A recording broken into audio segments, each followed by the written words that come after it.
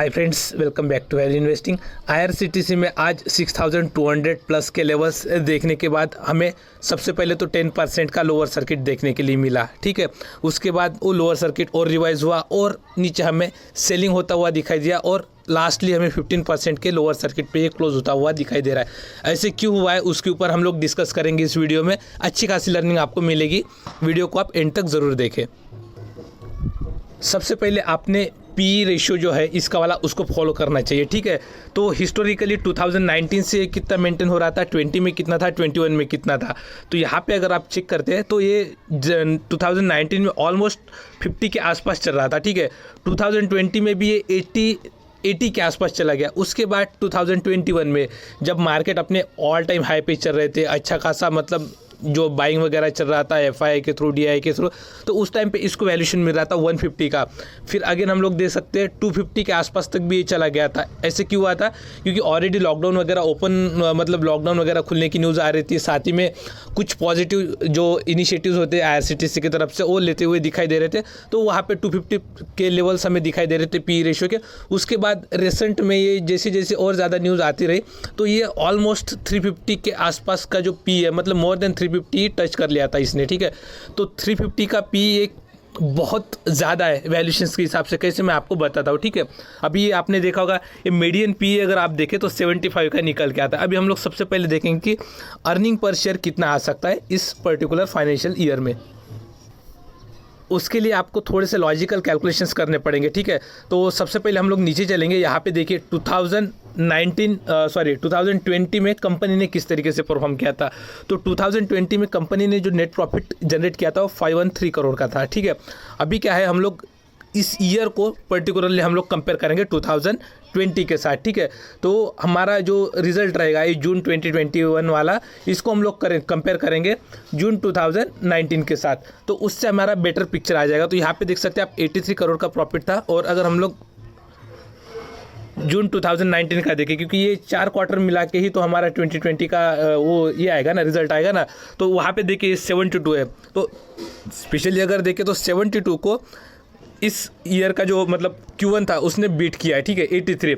तो अभी हम लोग ऐसा सोच सकते हैं कि अभी ये नंबर्स वगैरह रिवाइव होंगे, मतलब इकोनॉमी वगैरह रिवाइव होगी, नंबर्स अच्छे खासे आएंगे। तो आने वाले टाइम पे हो सकता है, हम लोग ये मानते हैं कि जिस तरीके से इसको आउट परफॉर्म किया है तो क्वाइट पॉसिबल है कि सितंबर क्वार्टर के जो 100 करोड़ के प्रॉफिट थे, उसके बाद ये 206 और ये 135, ये कोविड वाला इम्पैक्ट है यहाँ पे, तो ये भी 200 के ऊपर रह सकते हैं। तो इसके अकॉर्डिंगली अगर देखें हम लोग तो ये वाला जो पर्टिकुलरली फाइनेंशियल ईयर था, ठीक है, तो उसमें कंपनी का अर्निंग पर शेयर कितना था। तो अगर उसको हम लोग देखें तो ये 32 के आसपास 32.07 निकल के आता है। ठीक है, अभी ये वाला फिगर आप याद रखिए, अभी इसमें एक क्वार्टर में इम्पैक्ट हुआ था। अभी हम लोग मानते हैं कि कोविड का कुछ इम्पैक्ट नहीं होगा और ये 32 वाला जो नंबर है, फिगर है, वो इम्प्रूव होकर 35 हो जाता है। यानी अर्निंग पर शेयर जो है वो 35 निकलता है, 35 रुपीज़ का। अभी सेकंड आ जाता है जो प्राइस कैलकुलेट होता है ना, तो प्राइस कैसे कैलकुलेट होता है, EPS earning per share multiplied by P multiple. ठीक है, तो ये दोनों को जब हम लोग मल्टीप्लाई करते हैं तो हमारा प्राइस यहाँ पे निकल के आता है। तो अभी हमारे पास EPS का फिगर है। अभी ये कौन सा फिगर कंसिडर कर रहा हूँ मैं, जो मार्च 2022 रहेगा वहाँ तक का फिगर, यानी जो आने वाले Q4 है वहाँ तक का फिगर।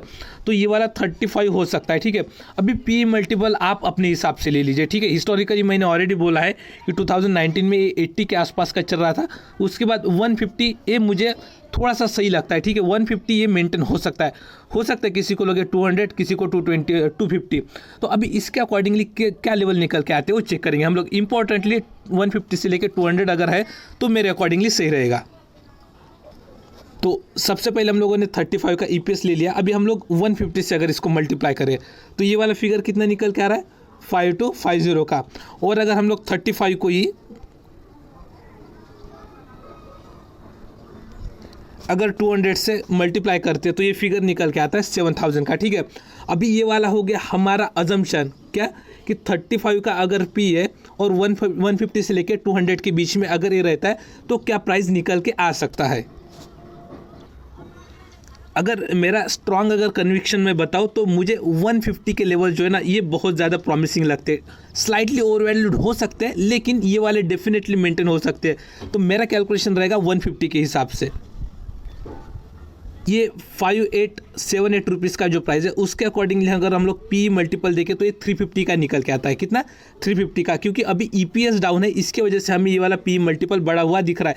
लेकिन जैसे मैंने बोला कि Q4 का जो नंबर है, ठीक है, उसके एंड में अगर 150 का अगर पी मल्टीपल इसको मिलता है और अगर ईपीएस 35 का आता है तो इसका प्राइस जो है नेक्स्ट मतलब यहाँ से अभी भी पकड़ लीजिए 6 या 8 मंथ के बाद ये रहेगा 5250 का। तो अभी के लेवल पे अगर आप देखें तो आज की डेट में इसका वाला प्राइस निकल गया था 6200 के ऊपर, यानी इसमें वैल्यूशंस तो ऑलरेडी स्ट्रेच हुए थे, साथ ही में अर्निंग्स जो है उसके ऊपर थोड़ा सा डाउटफुल चीज़ें थी। ठीक है, मतलब ऐसा समझ लीजिए कि ऑलरेडी जो 6 मंथ बाद रिजल्ट देखने ना, उससे ज़्यादा रिजल्ट हमें आज की डेट में ही दिख रहे हैं। तो क्यों कोई 6 मंथ के लिए और पैसा फंसा के रखेगा? तो सिंपली यहाँ पे हो गई है प्रॉफिट बुकिंग। ठीक है, तो इसमें आपको क्या करना चाहिए, अभी के जो लेवल से 4900 के आसपास दिख रहे हैं आपको। ठीक है, अभी जैसे जैसे ये डाउन जाता रहेगा ना, तो आप यहाँ से अगर आपको 5% के नीचे अगर थोड़ा थोड़ा मिल रहा है ना, तो आप 2 क्वांटिटीज चाहिए तो ऐड कर सकते हैं। ठीक है, ये मेरा पर्सनल ओपिनियन है, आपका ओपिनियन डिफर कर सकता है। इसमें जो है जब ये 2400 के लेवल्स थे ना, उस टाइम पे स्प्लिट की न्यूज़ आई थी और उसके बाद ये शेयर वन साइडेड रैली करता हुआ हमें दिखाई दिया था। तो बहुत सारे एनालिस्ट ने जो है वो इसका वाला अप्रॉक्सीमेटली 4000 के टारगेट्स बताए थे, किसी ने 5000 के बताए थे, सभी टारगेट्स को इसने मीट कर दिया।